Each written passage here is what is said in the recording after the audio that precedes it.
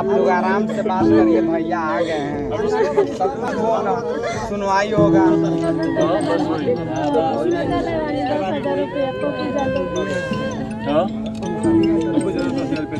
अच्छा, हम यहाँ पे आए हुए थे भाई, इन लोगों को कुछ मुआवजा वगैरह आप लोग देंगे नहीं देंगे? क्या क्या क्या सोच रहे हैं आप लोग करने का? पारिवारिक लाभ योजना जो मिलेगा 20-20 हजार रुपया अभी नहीं मिला। गोपालगंज में हुए मोहम्मदपुर जहरीली शराब कांड में राजनीतिक सियासत तेज हो गई है। मोहम्मदपुर में आज लोक जनशक्ति पार्टी के सुप्रीमो चिराग पासवान पहुंचे। चिराग पासवान ने पीड़ित परिजनों से मुलाकात कर नीतीश सरकार पर निशाना साधा।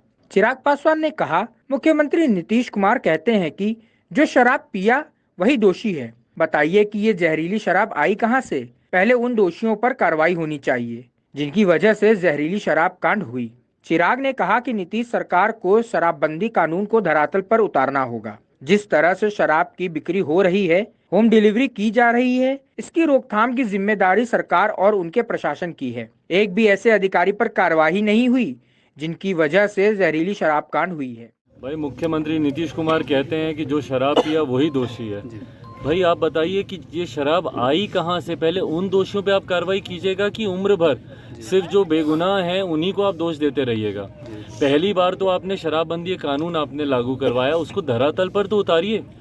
जिस तरीके से अवैध शराब की बिक्री हो रही है, जहरीली शराब यहाँ पर मिल रही है, घर पे होम डिलीवरी लोग बोलता है कि भाई अब तो शराब की होने लग गई है, तो इसकी रोकथाम करवाने की जिम्मेदारी मुख्यमंत्री नीतीश कुमार और उनके प्रशासन की है ना। आप जब तक कार्रवाई नहीं करेंगे, एक किसी ऐसे अधिकारी के ऊपर कार्रवाई नहीं हुई जिसकी लापरवाही की वजह से जहरीली शराब या अवैध शराब यहाँ पर मिल रही है, और उसके बाद आप दोषी करार दे देते उन्हीं लोगों को जिनके यहाँ इस तरीके की घटना घटी है।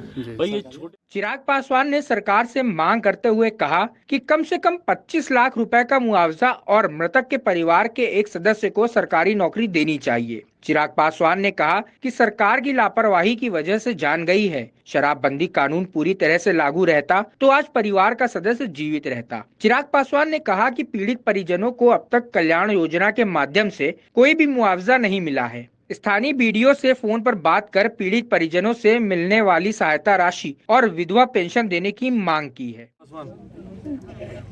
अच्छा, हम यहाँ पे आए हुए थे भाई, इन लोगों को कुछ मुआवजा वगैरह आप लोग देंगे नहीं देंगे? क्या क्या क्या सोच रहे हैं आप लोग करने का?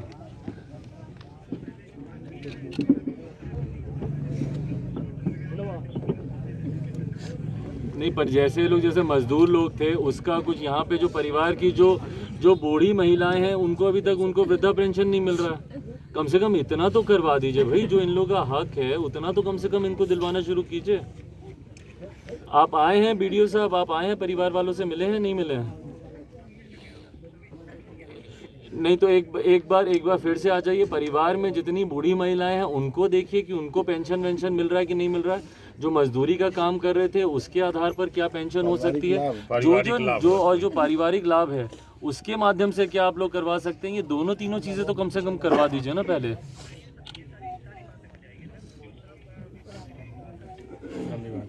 भाई, हम लोग मांग करते हैं, लोक जनशक्ति पार्टी रामविलास, हम लोग मांग करते हैं कि कम से कम जो भी मृतक परिवार हैं उनको कम से कम 25 लाख रुपए का उनको मुआवजा मिलना चाहिए, और परिवार के एक सदस्य को कम से कम सरकारी नौकरी दें, क्योंकि ये सरकार की लापरवाही की वजह से इनकी जान गई है। अगर नहीं इस तरीके से जहरीली शराब मिल रही होती, अगर शराबबंदी कानून पूरी तरीके से लागू होता तो आज उस परिवार का कमाने वाला सदस्य जीवित होता। तो परिवार के एक सदस्य को कम से कम सरकारी, इतना तो मुख्यमंत्री नीतीश कुमार कर सकते हैं। भाई, आप प्रदेश के मुख्यमंत्री हैं। हाँ, अब अगर ऐसा है कि भाई गरीबों को आप देखना नहीं चाहते, दलितों को आप देखना नहीं चाहते हैं कि वो अपने हाल पर मरते रहें, तो अलग सोच है आपकी, पर कम से कम एक सरकारी नौकरी परिवार के किसी एक सदस्य को मिलनी चाहिए, और 25 लाख का मुआवजा, और जो मुआवजा जो इनका हक बनता है भाई, वो परिवार क्या कहते हैं कल्याण योजना के माध्यम से हो, या जो मजदूरी का लोग काम करते थे उसके माध्यम से हो, जो मुआवजा जितना मिलना चाहिए सरकार की तरफ से अभी तक 1 रुपये का मुआवजा नहीं मिला परिवार। अगर आपको हमारा वीडियो पसंद आया हो तो इसे लाइक करें, सब्सक्राइब करें और साथ ही बेल आइकन दबाना ना भूलें।